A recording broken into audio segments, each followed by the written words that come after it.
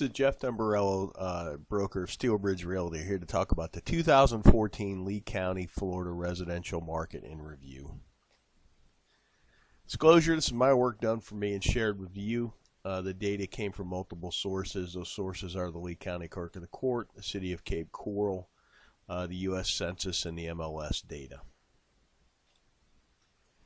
About us, we're a licensed real estate brokerage. We use cutting-edge marketing techniques to offer solutions in today's challenging environment. Our group of professionals have decades of experience. And whether you're buying or selling a home, hire someone like us. We want to earn your business. We invite you to contact us. We will be happy to assist you with this important transaction. 5 things you need to know that happened in 2014. Number 1, the distressed market is really an afterthought to everyone but the buyer who waited too long to enter the market and the service providers who made it their entire business model. This is a chart showing the percentages by month of the distressed market, and here lately we're in the 20, all the way from 15 to 21% in 2014. Here's a chart of foreclosures. I made this chart last January, and I was pretty sure we had assumed the new normal status. This is the chart from this year, and we have definitely assumed the new normal status of foreclosures, which is essentially about 125 to 300. Here's the entire foreclosure trend for perspective. This was the second bump. I think a lot of people thought it was going to resemble this as another second wave. Supplying new inventory is one of the market's biggest challenges. Rising prices will induce some sellers to trade out. But then you got to question where you're going to go if you sold your home, and remember you're going to have to buy into the same market. And if you're an investor, you got to ask yourself, what are you going to do with the money? New construction is the answer to the inventory problem. Here's a couple things to think about. The appraisals will hold prices in check for a little bit until the channel's a little better defined. We're seeing that in our day-to-day business now. Interest rates are still very low, which makes homes affordable. We're really in the market missing an entire vintage of about 2008 through 2013.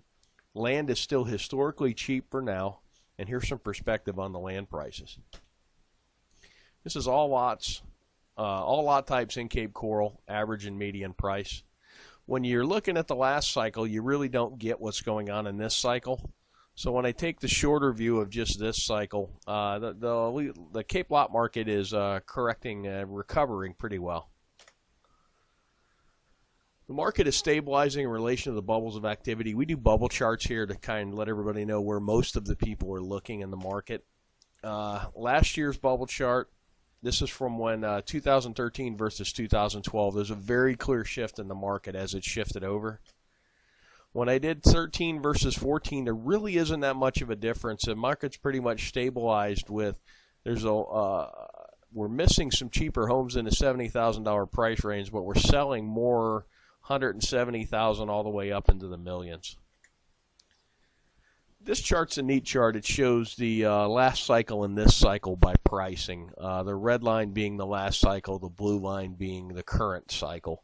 And you can see that we mimicked the last cycle for a while, and then you're starting to see 04 and 05 in the last cycle pulled wildly away to where we're just getting slight price increases, but not like we did before. And this is really a function of the banks aren't giving out crazy loans. There's no stated income, no stated asset loans.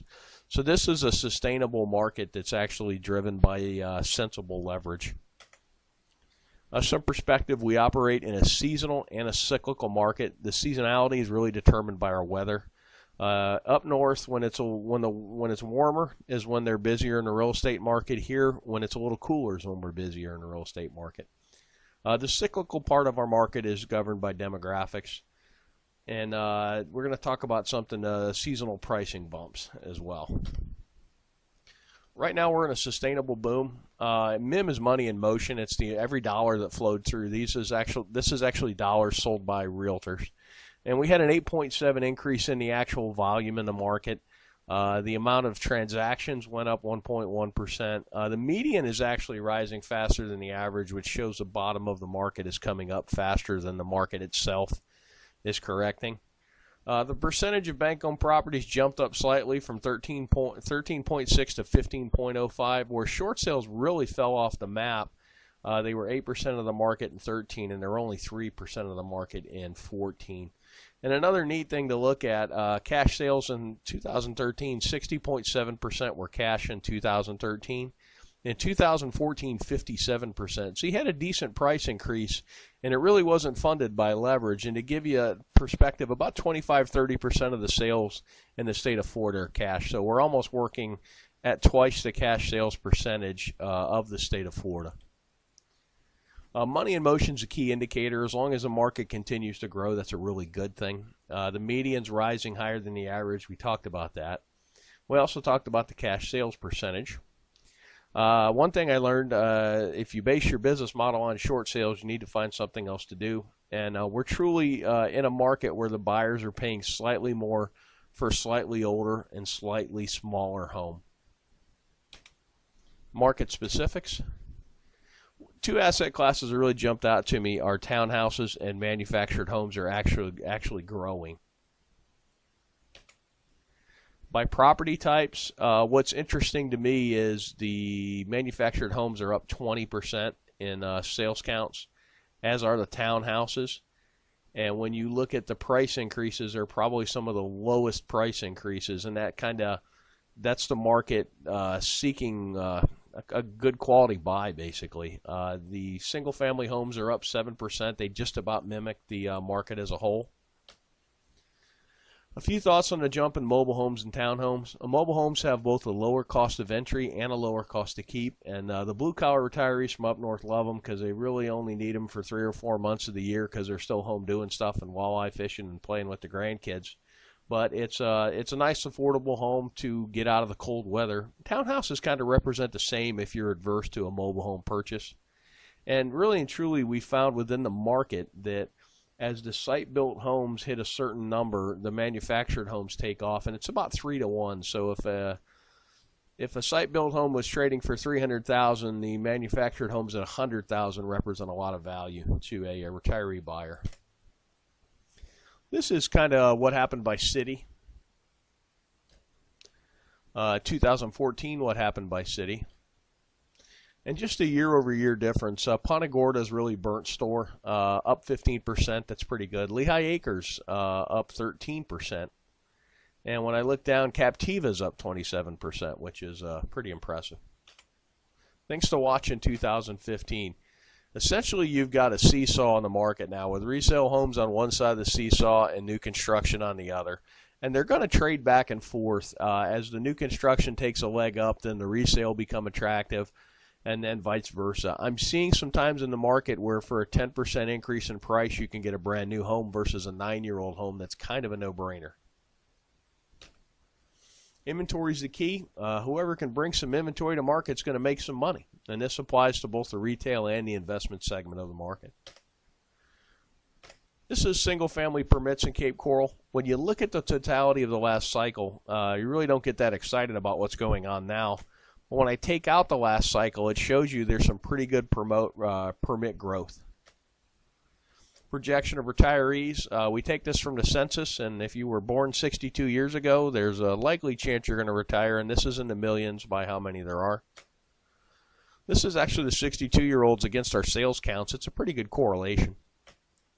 And then 66 is kind of the official retirement age. And it doesn't quite resemble as much the 62, our sales patterns, and I think the 62 more kind of takes in early retirees.